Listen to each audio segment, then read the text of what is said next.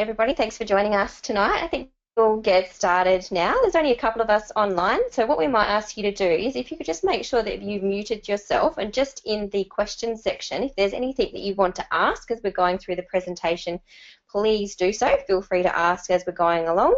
I also have Kathy Swaffer online with me, who is also here to assist us with any questions or any IT issues that we might have along the way, which I'm sure we won't. So we might kick off. Tonight's session is really just to give you a little bit of an insight into the types of courses that we run at IKON in the Community Services department. So there's a number of different courses that we'll go through today. First of all, I guess I just wanted to give you a bit of an insight as to who I am. So as I mentioned earlier, I am the head of school and do a majority of the teaching and also the curriculum development. So my background is in performing arts, education, adult, and also secondary school education, mental health, counselling, and yoga. I like to work, I guess, predominantly from a strengths-based and client-centred point of view. So a lot of what we do in community services is really making sure that we help our clients to tap into what it is that naturally works well for them, rather than a deficit-based model that looks at the things that perhaps are going wrong in people's lives. We really try to focus on what's working for them and how we might use that as a recipe to help them tackle any of the issues that they might be coming to see us with. So I'm currently working with IKON as the primary lecturer. We have a great team who works with us. The majority of our staff are currently, in fact all of them are currently working in the field, in Europe predominantly, or in counselling context as well. A lot of our staff work in private practice as well, so it just makes sure that you are exposed to people who have been doing this job for a while and continue to do this job as well. So when they give you real life examples in the teaching, it is things that are really contemporary and really relevant. So hopefully that helps to really understand and contextualise what it is that you learn. So IKON, for those of you who don't know much about us, IKON is based around, the symbology is around the Greek god Proteus. So Proteus was a god who had the power to transform himself into anything.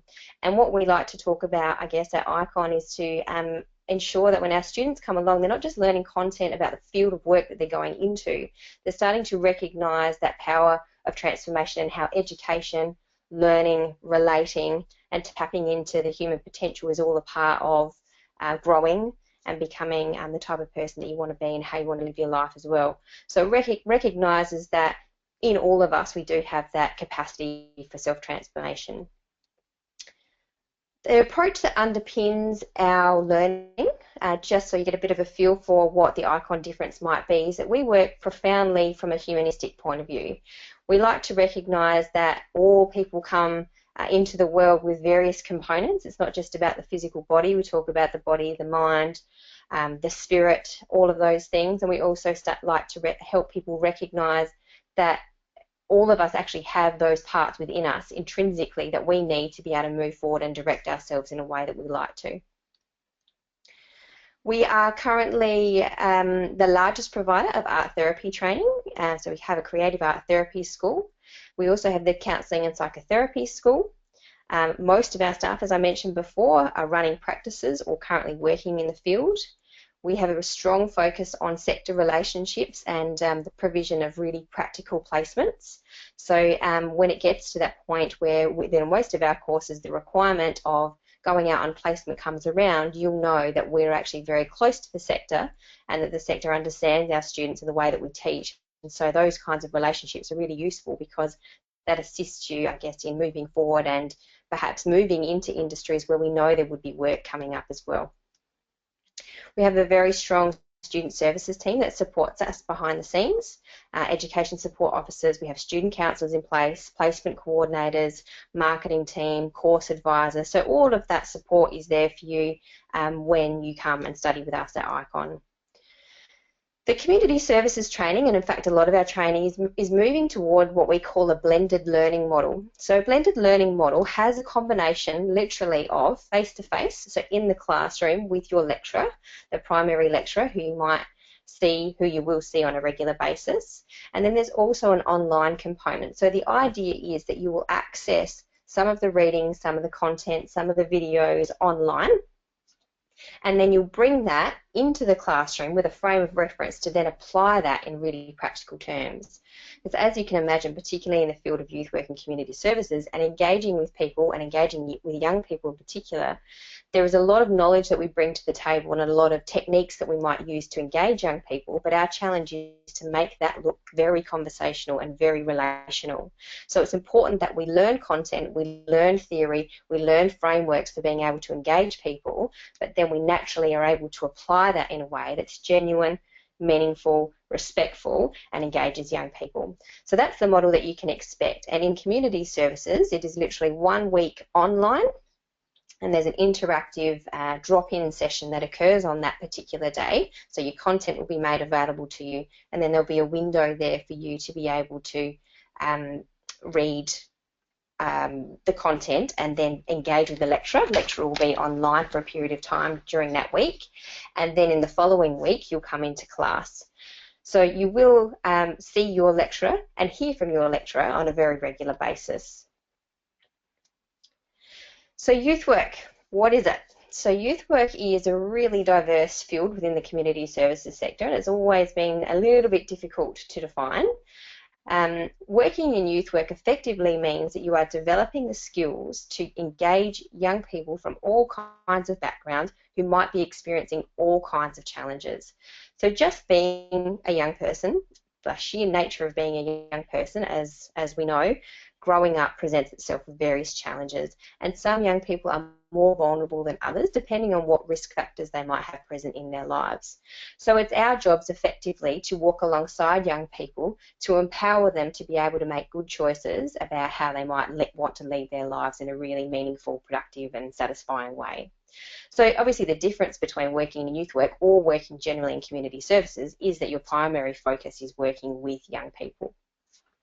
I've got a little bit of a YouTube clip here, and I'm not 100% confident that it's actually going to translate well, but we'll have a little look at it, see if it works. If not, we can follow you up with this link and you can have a look at it. The reason I've selected it is it's done pretty well. It gives you a very broad overview of what it is to be a youth worker. It's being prepared by Beyond Blue, which is a mental health initiative, so hopefully you find it useful.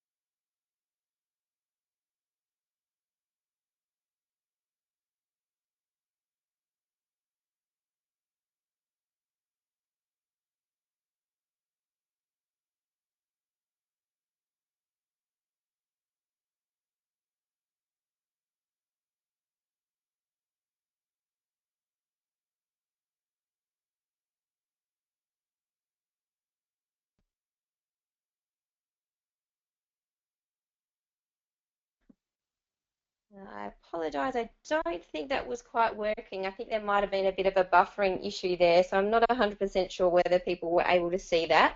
So I thought I might just leave that and then I could follow up with a link later and you can have a little bit more of a look at that in your own time. So defining youth work, there's been a number of definitions that have been put out for consultation in the sector over the last few years, but probably one of the most useful definitions, I think, is one that was put out by AYAC, which is the Australian Youth Affairs Coalition. So this is recognising that youth work is a practice that places young people first and their interests first. It's a relational practice where the youth worker operates alongside the young person in their context. Youth work is empowering practice that advocates for and facilitates the young person's independence, participation in society, connectedness and realisation of their rights. So some of the key things in that definition and some of the things that really underpin our learning is that of relational practice. Without engaging people or building relationships with people, it doesn't really matter what we know or what we've learnt. If we can't really connect with people, then our chances of engaging people are much more unlikely. So we spend a lot of time looking at how to build rapport, how to look at our own challenges and some of the things that we might have experienced growing up as young people, so that we're really able to operate from a solid sense of self and understanding who we are when we relate to other people. And that really just makes for a more genuine interaction with young people that we work with. It's effectively, and I often say to our students, that as a youth worker, what we are really trying to do is we're actually trying to do ourselves out of a job. The reality is there will always be more and more young people that need our support, so we're never going to run out of work to do, but effectively what we want to do is make sure that we empower young people to operate in a way that doesn't require us to be there. So it's avoiding that kind of rescuer mentality and really making sure that young people are able to build those skills for themselves and work independently to overcome whatever challenges they might have in their lives.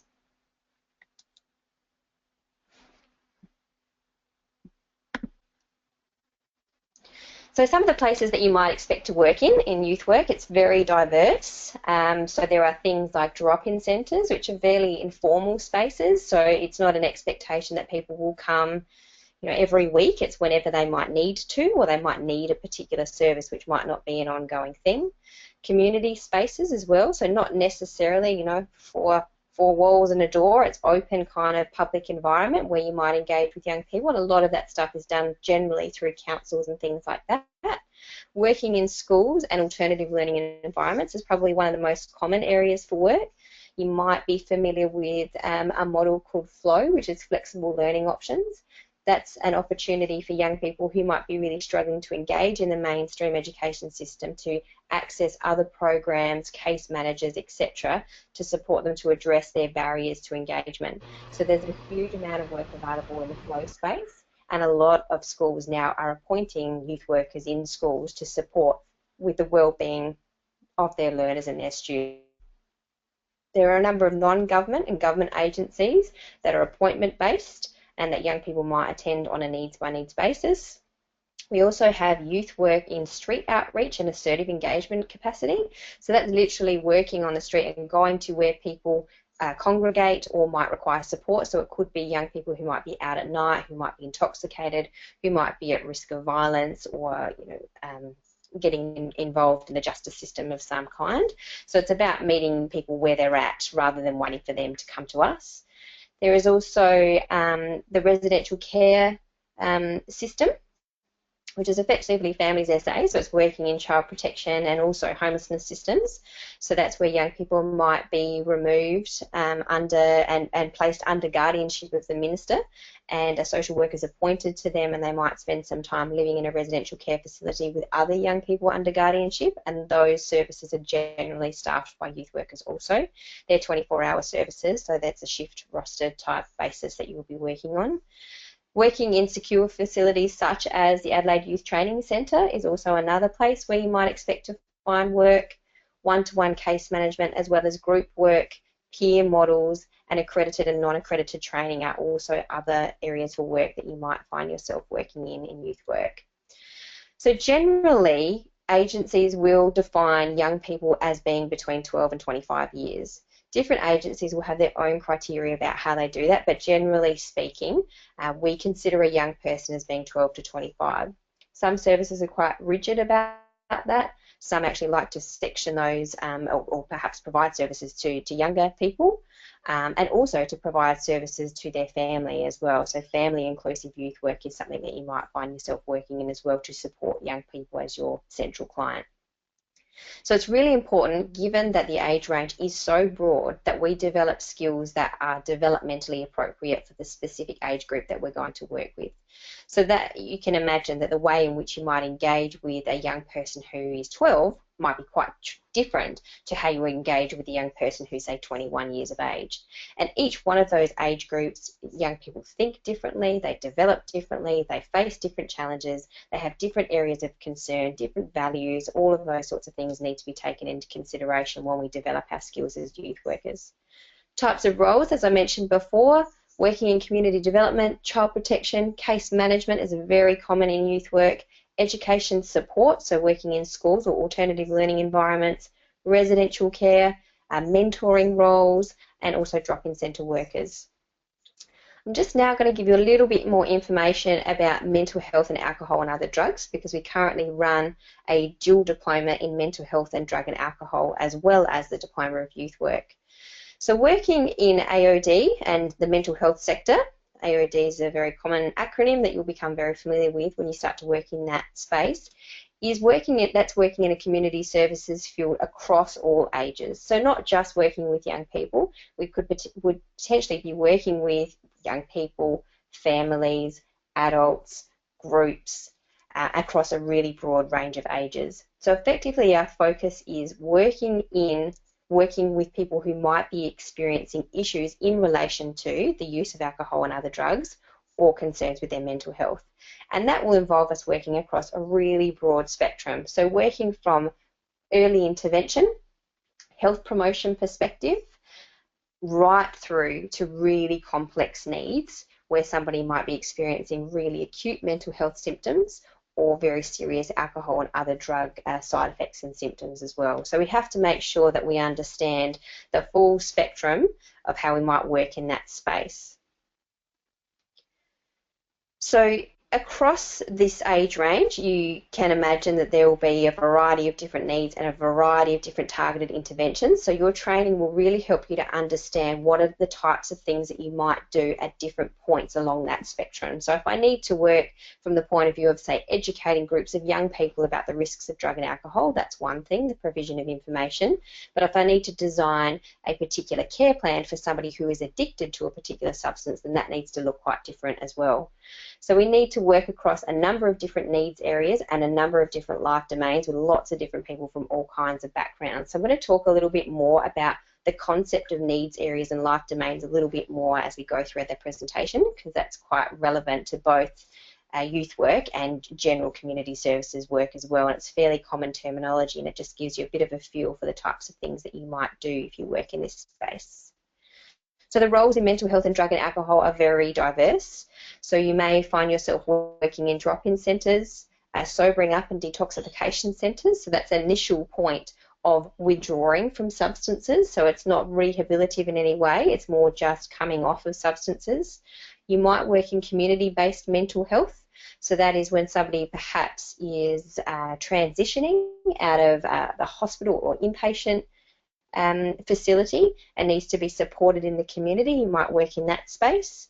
You might work in referral and advocacy, health promotion, withdrawal and rehabilitation centres. So there are a number of different services in mental health and drug and alcohol across South Australia that focus on longer term rehabilitation. So that is where people might come and stay for a period of time and engage in various things like life skills, engaging with education if they haven't done so for some time, maybe thinking about work, looking at things like relapse prevention and triggers, how to stay healthy, things like meditation and those kinds of things normally occur in a rehabilitation facility.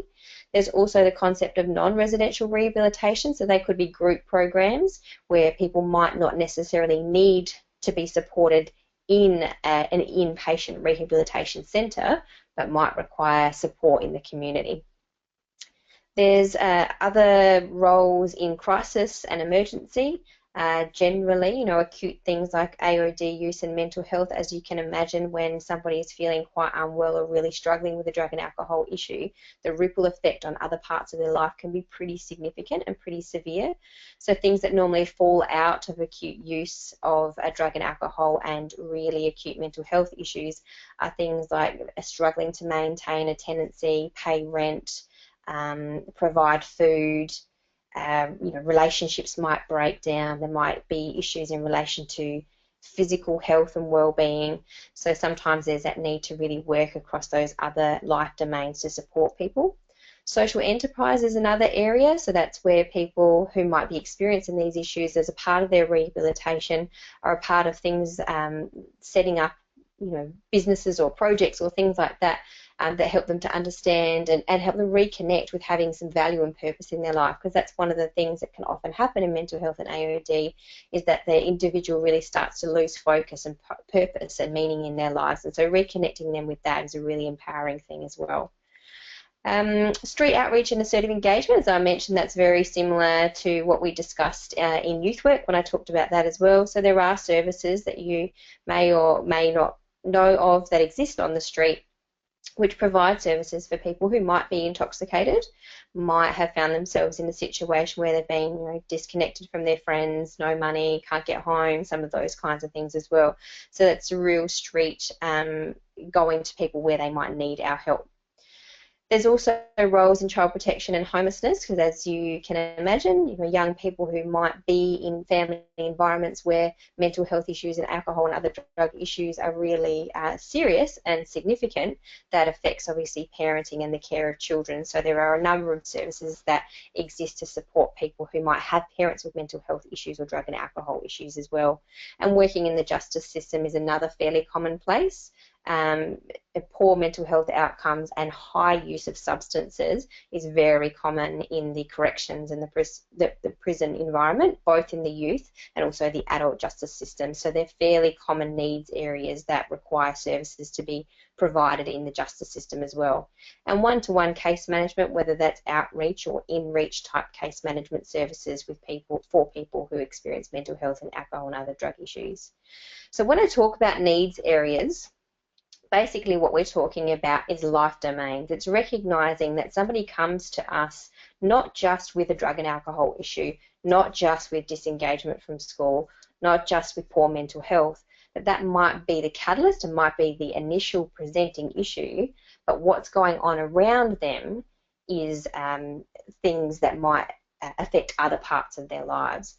So that could be things like homelessness, sexuality, school issues, family issues, employment, recreation, community connections, personal safety, so the vulnerability increases for people who might be disengaged or experiencing issues with mental health and alcohol and other drugs, and also justice issues generally. So if we look at the individuals that we work with in that way and start to recognise what parts of their life might be affected by the presenting issue, we've got a better chance of making some sustainable changes or support individuals to make more sustainable changes. If we just basically look at the surface and then we neglect to look at the other enabling factors and the other parts of people's lives, then we're generally not going to be making any kind of long-lasting or sustainable change. So often what we might do as a part of our work in community services is we might conduct what we call a life domain assessment. So the life domain assessment is literally that, looking at all parts of someone's life and trying to get a sense of how the individual perceives what's going on for them in those parts of their lives, whether they can start to recognise individuals or factors or triggers in those particular life domains that could be causing them issues or could be of benefit to them. So it's about helping them understand their networks as much as it is about trying to identify things that maybe aren't going so well. And if we know what those things are, we know the nature of all of those things and how they interrelate across all of the things that might be going on for somebody, then we've got a really good chance of tackling those things and setting a care plan or a case plan that's really going to assist us to make sure that the individual feels like there's a really clear plan in place for them as they move forward. One of the common tools that's used in youth work, and I just wanted to, I guess, give you some exposure to the types of assessments that we use, and assessments are a very significant part of any work in community services, because the better we are able to conduct an assessment, the better we are able to understand what the needs are, the better we are to be able to develop the most appropriate case plans or make really good quality referrals. And that's often the thing in community services. We very rarely work in isolation. Best practice is to work collaboratively, so across different places. So it might be the case, for example, I'm working with a young person in regards to perhaps issues related to school disengagement, but I might recognise that there's an issue in terms of substance use, and I might not be best placed to offer that, so I need to make sure that I can make referrals to the most appropriate people. That really helps our clients not feel as though they're being passed around from place to place, and that's often a comment that's made by those by people that engage with community services. Is that sometimes they feel they might fall through the cracks, or somebody might make a referral for them where they have to completely tell their story again just to find that they might not be the most appropriate service for them. So the better our assessments are, the better our service.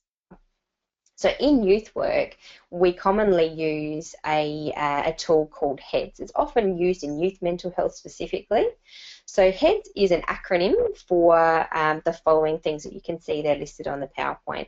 So that is about understanding a young person's mental health in the context of their home environment. So that's their family, who they live with, the dynamics there. Education and employment, how they spend their time, their social time, so activities and recreation.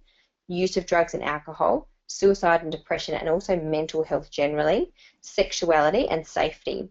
So what it does is it gives a youth worker a real guide to know that they're actually asking a fairly comprehensive set of questions to be able to understand a young person across all of their life domains. So this is just a bit of a sample list of questions that you could use when you're conducting an assessment. So it's important that we try to use as often as we can a combination of open and closed questions when we do an assessment. So that might be from the home environment. You might want to ask a question like, so who do you live with?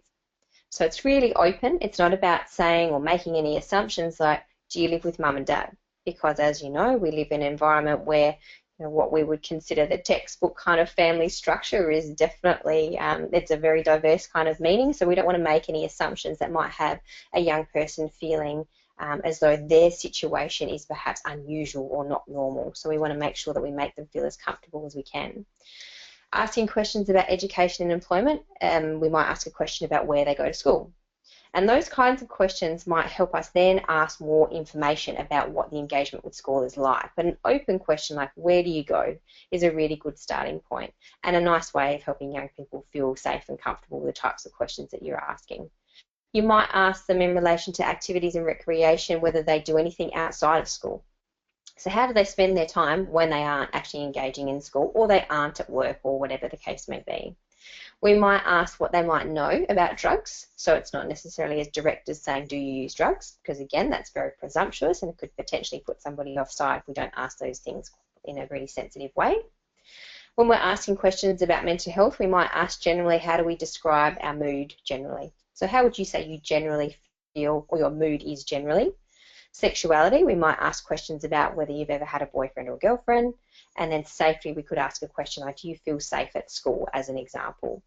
So you can see they're just sample questions. There's millions of questions that you can use under each one of those headings, but the trick, I guess, is to make sure that we ask questions that are fairly easy for our clients to answer so that they feel as though they can engage in the process.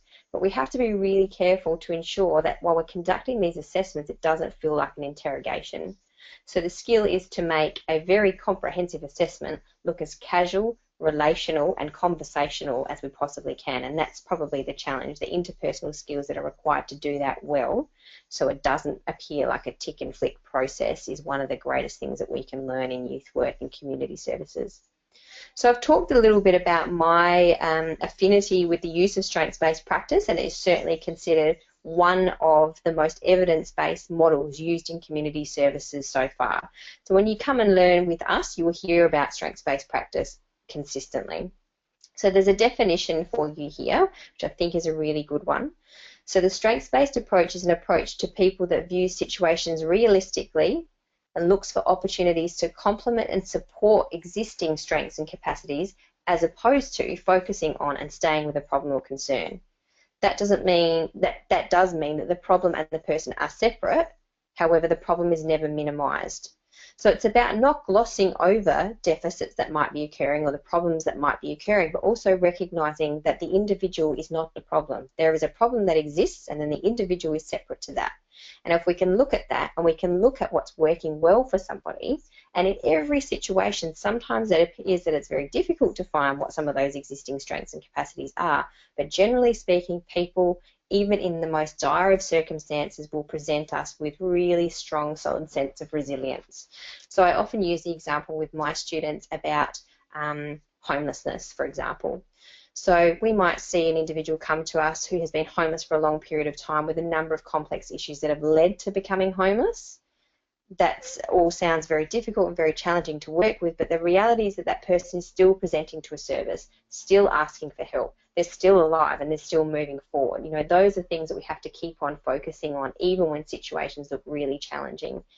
That's really empowering for people rather than adopting a disempowerment model. The more that we look at what's not working well for us, the more that tends to take us down. So a strengths-based approach to that is the opposite of that. So generally speaking, strengths-based practice is to focus on what is strong, not what is wrong, to focus on the fact that people are resources and that they have those internal resources at their own disposal, and sometimes it's just up to us to facilitate an understanding of those things, and focusing on what people want for themselves, not what we think they should do. So this is where a really solid commitment to self-development, personal reflection, reflective practice, we talk about that all the time in our field. It's really important to look at what the individual needs and wants rather than what we think they should be doing in their lives, because it's not our lives and it's not up to us to pass any judgment about that. So ways in which you might practically apply a strengths-based approach might be by doing the following things. So it's important to listen. Actively listen to what it is that people are telling us. And the more and more you do this work and the more and more people you're exposed to, sometimes that concept of complacency sets in and we think we've heard these things before. We have never heard every single person's story. So we need to make sure that we hear that for what it is, not for what we think it might mean. So really, really listening, and where possible, really asking and engaging with questions to be able to fully understand what's going on for people. Looking at how we can help individuals to find and highlight strengths and exceptions to their problems. So they might have a perception that things are always going wrong for them in their lives, and that's why they can't move ahead for whatever reason. So it's up to us to say, well, can you think of a time where that wasn't the case? And really focusing on that to really help people to understand that. We're helping people to understand a picture for the future and setting goals, because often in the field of community services, particularly working with people with complex needs, their capacity to see and have hope for the future and the prospect of moving forward is something that gets a little bit lost. So planning beyond the next day is something that has stopped happening for whatever reason. So one of our jobs is to start thinking about, well, what would be the benefits or the challenges of being able to see a future for yourself, and what would that look like, and what kinds of goals would we set in order to move towards that.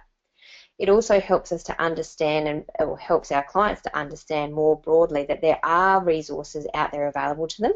Could be us, could be other services, it could be a support network that perhaps is not immediately obvious to them, but the more we start to realise that there are supports out there and how they can complement what it is that the individual is working towards, then that really sort of builds, I guess, a sense of confidence for the individuals in terms of their abilities of moving forward. We might assist them then in developing a plan of action that incorporates all of that, so incorporate the resources, the strengths, the types of tasks that might need to occur in order to be able to move forward, and then constantly reviewing and evaluating the progress against that case plan. So the end-to-end process is to understand the situation for the individual and what it is that they might like for themselves, help them understand what resources they presently have available or where they might need to go to get those resources, and then constantly setting that plan of action and reviewing it, and where you need to, readjusting that as well, because often what somebody perhaps wants in the initial stages of engaging with us might change as things go and move forward, or there might be setbacks for various reasons, and all of those things are really opportunities to just review or take stock again and then move forward, which is all a part of what we do. It's very rarely a linear process of moving straight towards the goals without challenges, so it's important that people don't feel jaded or unmotivated if things perhaps don't go to plan immediately. So I just wanted to give you, I guess, a sample of some of the things that you might do when you're studying with us. So here's a case study that we prepared and we use in our training, and it's about how we might apply a strengths-based approach to a particular situation. So quite often when you're in your training with us, we ask you to perform as though you are in a simulated work environment. So you've been given a referral from a particular agency, or you need to conduct an assessment of some kind, and how might you use some of the tools that you learn. So using this as an example, Joe's a 14-year-old boy who has disengaged from school due to serious bullying.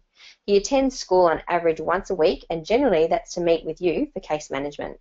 Your role is to try and re-engage him in school. Joe experiences high levels of anxiety and panic on a daily basis, is significantly overweight and has a learning disability. He smokes cannabis 3 to 4 times a week, and he can see how this affects his motivation and mental health generally. Often you need to meet with Joe at home as he contacts you to say that he's sick.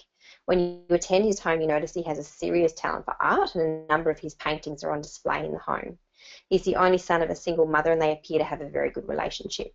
So our job here would be to look at what are some of the factors that are affecting Joe's disengagement and how we might apply a strengths-based approach to that.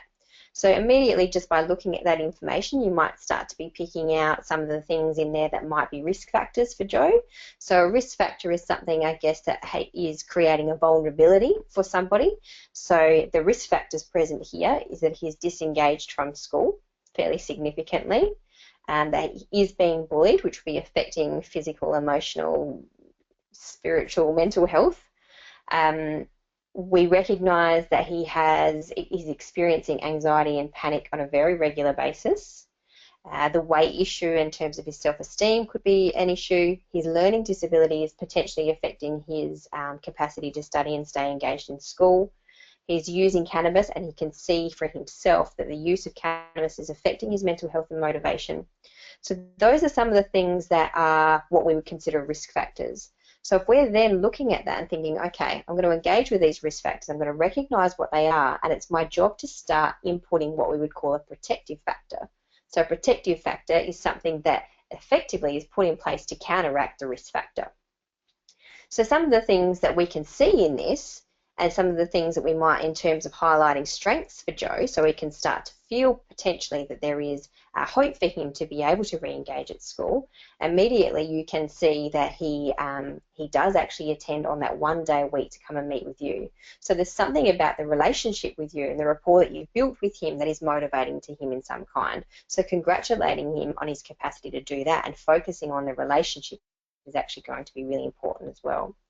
He already has personal insight into the fact that cannabis is affecting his mental health and his motivation. So we really tap into that. We remind him of that. We congratulate him on that. We help him understand that connection between the use of cannabis and motivation and mental health, and potentially even anxiety and panic as well. We see that he has a talent for art, and it seems as though his relationship with his mother is very strong. Those are really strong. That's strong evidence of things that are going well for Joe in his life. So if there's a way in which we might engage him in school, if art is something that he's particularly interested in and he's particularly good at, that could be something that we start to explore a little bit more in order to build his confidence. The more Joe's confidence starts to improve, the less likely he probably is to engage in some of the things that aren't working so well for him, and it might actually help to really build confidence for him to return to school as well. So that would just be an example of how we might apply a strengths-based approach to a situation that does look actually very, very challenging. So these are some of the mechanics of and structure information in relation to our courses. So the Diploma of Youth Work consists of 21 units of competence. 17 of these are core and 4 of them are electives.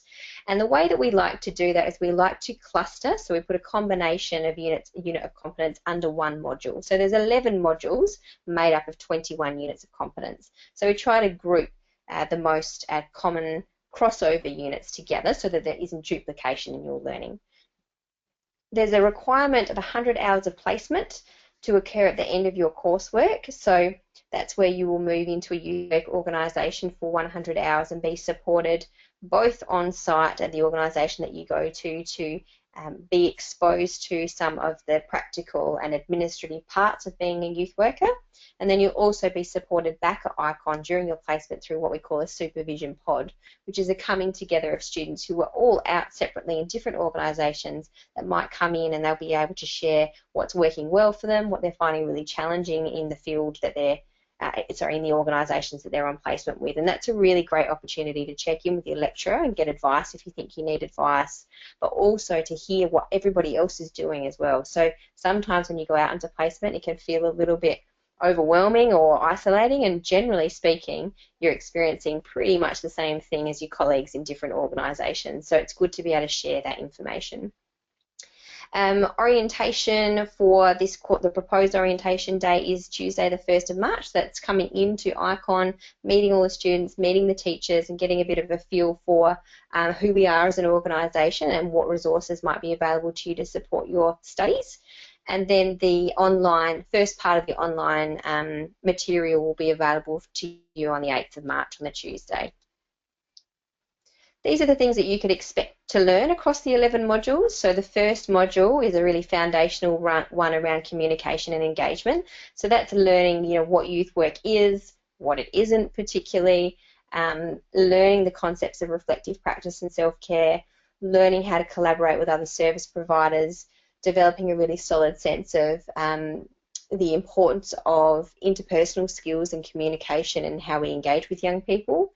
The second module is around working in child protection, so recognising indicators of abuse and neglect and what to do and who to report that to, and some of the statutory kind of obligations that we have in terms of working in child protection. The third module is working in case management, so understanding the end-to-end process of what it means to be a case manager working in youth work, looking at the legalities as well as the ethical considerations of working in youth work. Youth work and community services generally is notoriously grey. Even now, having been doing it for nearly 20 years, I can still start to, there's probably not too many weeks that don't go past in my private practice, however, where I might face a situation that isn't clear cut and I need to ask my own supervisor for advice or talk it through with a colleague. So developing that kind of inquiry-based model of how we approach things, how we look at our own personal ethics when we make decisions is really important. We look at things like crisis and risk management in youth work, so working with young people that can potentially, depending on the group of young people and the issues that they might be facing, could be fairly volatile. So we look at how do we recognise young people who are at risk of perhaps moving into a crisis mode and how we might deal with that during and also post-crisis as well. We're looking at the concept of youth participation and group work and how we motivate young people to take action against things that are perhaps really important to them, how they might develop their own strategies around addressing their own issues as a group and using peer model. We look at working in cultural diversity, so working with diversity across a really broad range. So we do look at culture, but we also look at things like gender, and we also look at things like socioeconomics, sexuality, a broad range of what it means to work and appreciate diversity in our work. There's a module on youth programming, so how to identify gaps in service delivery and then advocate for services and develop service models that might help us to advocate for new programs, write programs and manage them as well.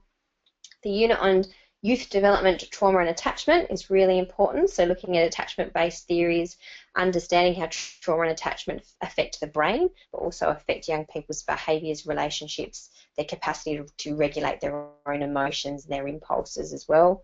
Youth mental health is a unit, and sociology in the field of youth work is also the final module that you will look at. So looking at various kind of institutions and structures in society that might affect how we work with our clients. The dual diploma of mental health and alcohol and other drugs consists of 26 units of competence offered over 8 modules.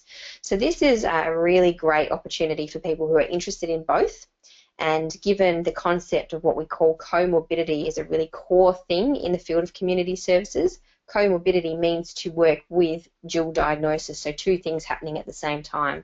It's quite common to see people who might experience poor mental health have issues with drug and alcohol, and vice versa. Not always, but that complex interplay between the two is actually a really important skill set to develop. So this gives you that opportunity.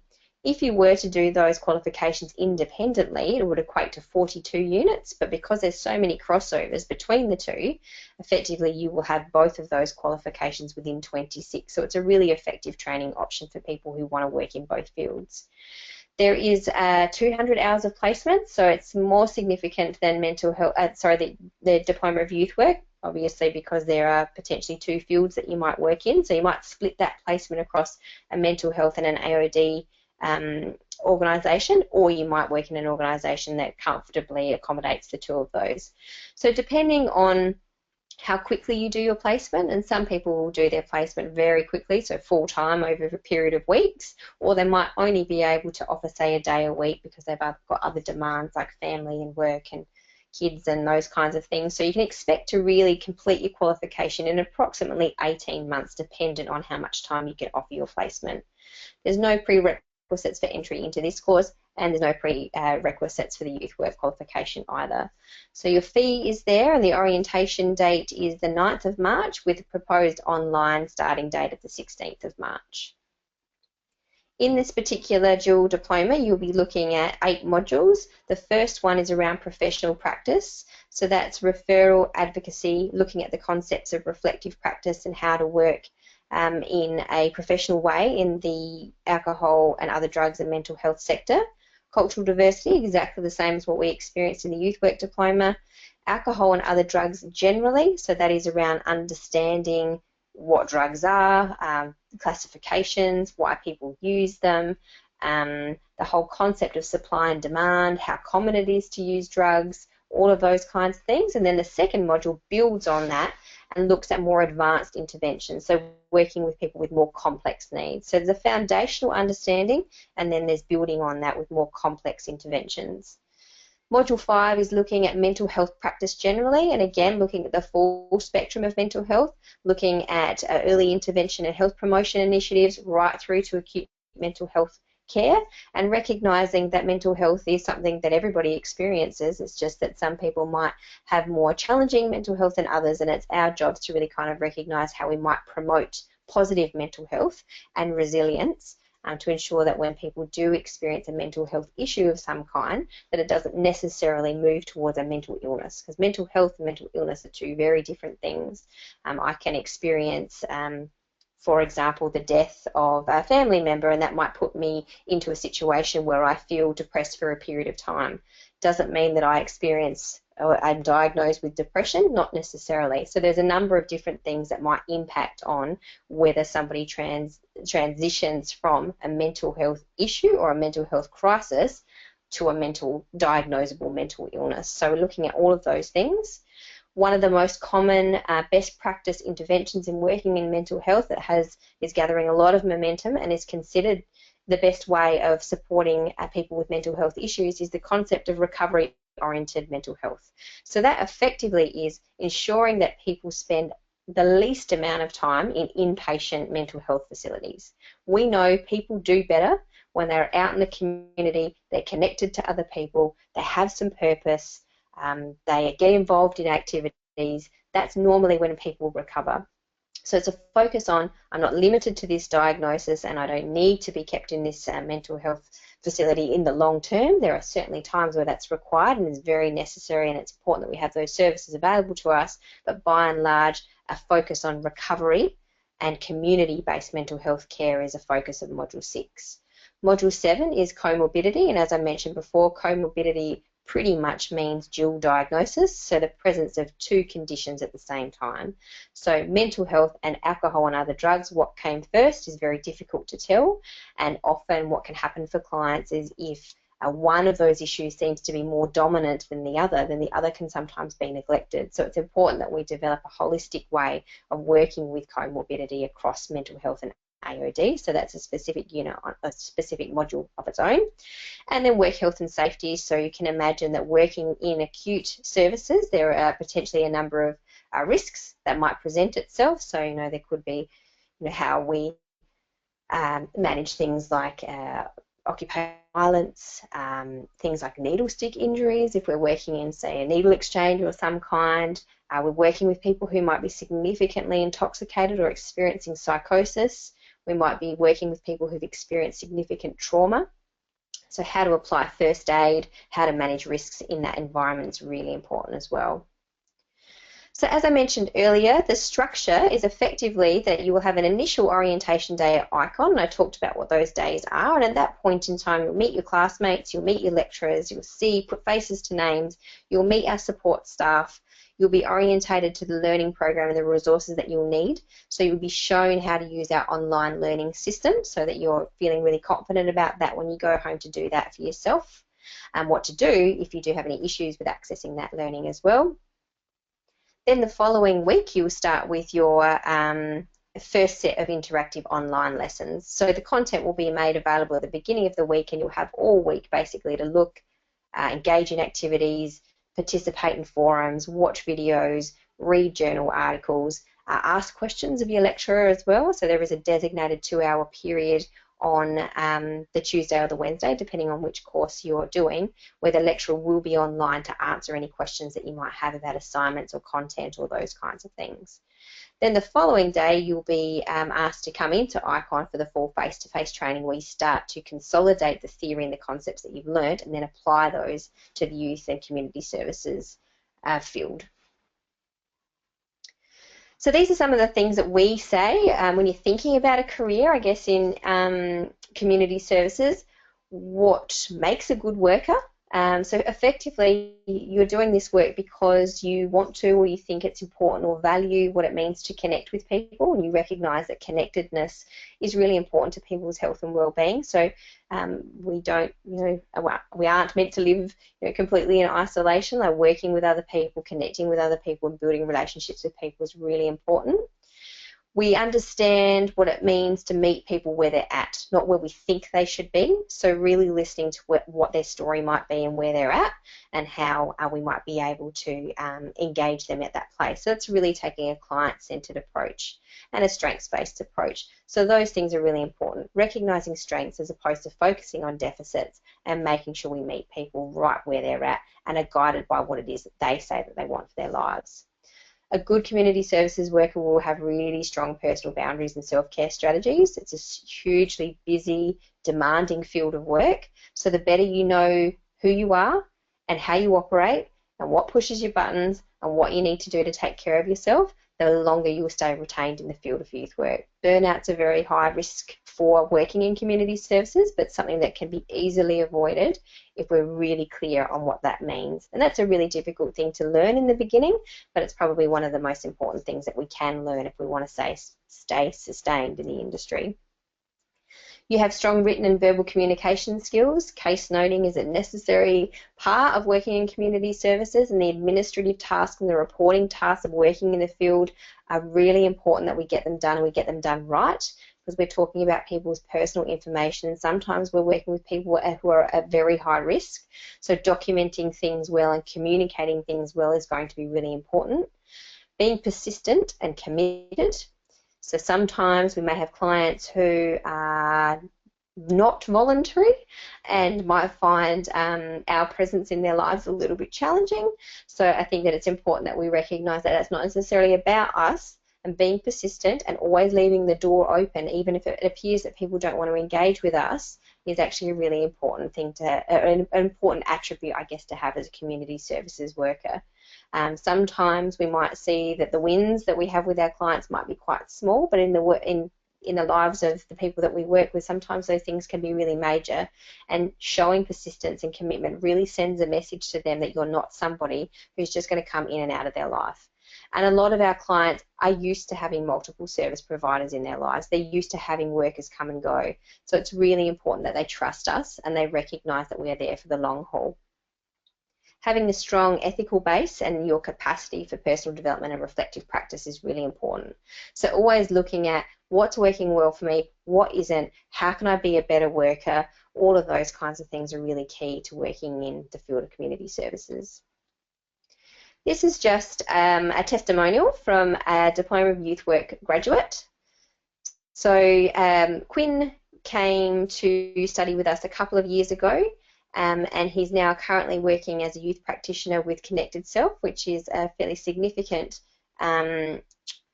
non-government agency in the youth sector. So he has a mentoring role and a case management role. So these are some of the things that he had to say about his experience.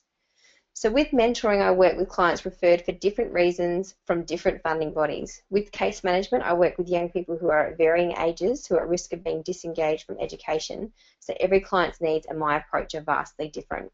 That's a really common scenario for most youth workers, that they find that they are working with so many different types of needs.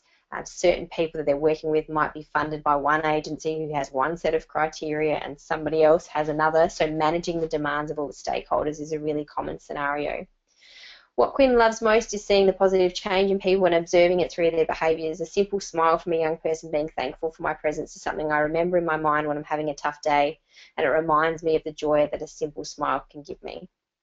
The biggest social mindset I would love to change is the assumption that all young people who have community services involved in their lives are delinquents, criminals, or have an attitude problem. The assumptions made by people who have these views are often misguided and the opposite to the truth. So Quinn is a massive believer in the fact that things like stereotypes and attitudes hugely affect how young people see themselves. And so what he really likes about, I guess, working in the field is really challenging that perception that just because somebody is a young person accessing a service that there's an issue there of some kind, or that they're difficult in some way. So that's one of the things that he's committed to. In the time that I've known Quinn, he's moved into a senior role in his organisation in a really short space of time, and he's a really good example of a really strong reflective practitioner.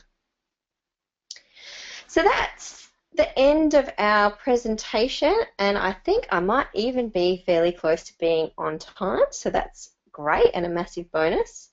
So there is an email address there for you to contact us for information, more information, or an application pack for any of the courses that we've talked about.